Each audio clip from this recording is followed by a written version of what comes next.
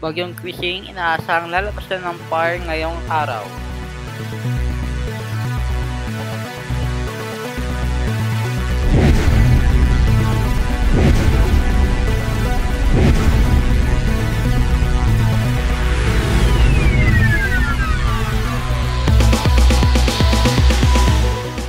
Pagkatapos nga tumawid sa Northern Luzon, malapit sa Babayan Islands, ay naging isang severe tropical storm na si Bagyong Krising. International name WIPA, kasalukuyan na sa 20.5 degrees north at 120.3 degrees east. Sa ngayon, meron itong lakas ng 95 km per hour or 65 miles per hour sa wind sustained at may pressure ng 983 hectopascals at gumagalaw pa west-northwest sa 17 km per hour. Ito naman ang wind field ng bagyo sa ngayon. May kitang napakalaki ang western side nito at inaasang ang patuloy pa rin ito magpapaulan sa Pilipinas. Ang distansya nito sa lupa, 162 km mula sa Itbayat, 175 mula sa Basco sa May Batanes, 187 mula sa Calayan Island, 280 mula sa Apari at 660 naman mula sa Maynila. Nakataas pa rin ang signal number 2 at signal number 1 warning sa Northern Luzon, pati na rin ang storm stage warnings pero ilan na lang sa may Ilocos Norte, sa Batanes at sa Babayan Islands. Inaasahang ibababa na rin ang mga warnings dahil palabas na si Krising sa may Philippine Area of Responsibility. Ito naman ang estimate sa mga ahensya sa ngayon. Ang 95 km per hour ay estimate lang namin dahil sa Tiborac estimates. Ang 85 km per hour ay estimate ng JMA, Pag-asa at ang GTWC kung i-convert sa 10 minutes sustained.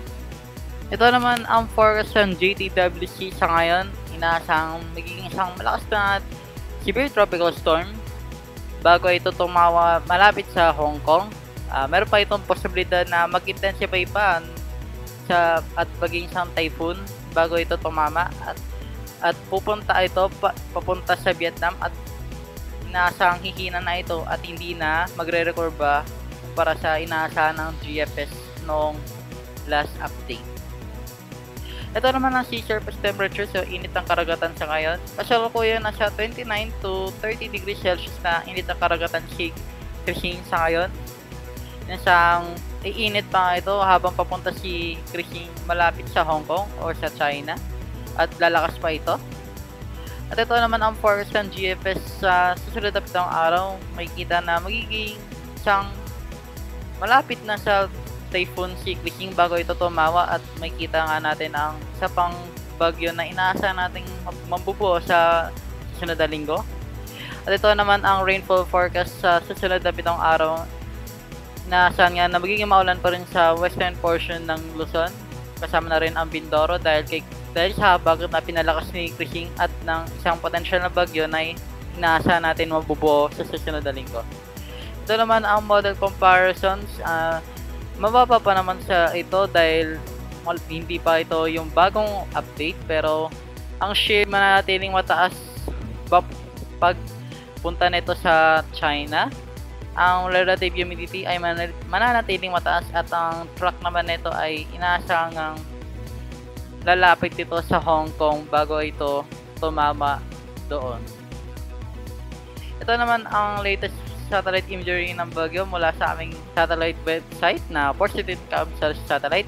Nakikita na organisado na si Krising sa kanyang estruktura at ito na ay isang senyalis na paglakas nito habang ito ay lumalayo sa Luzon at sa ating bansa.